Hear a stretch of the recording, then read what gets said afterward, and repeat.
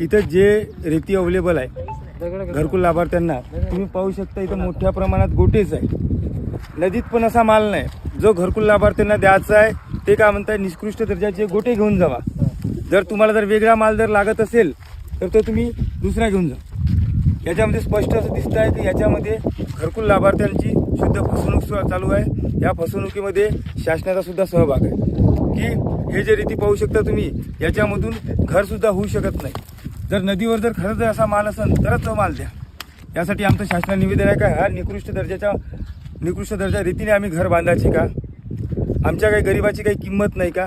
ह्या जर रीतीने घर जर होत असेल तर शासनाने स्वतः बांधून दाखवावं.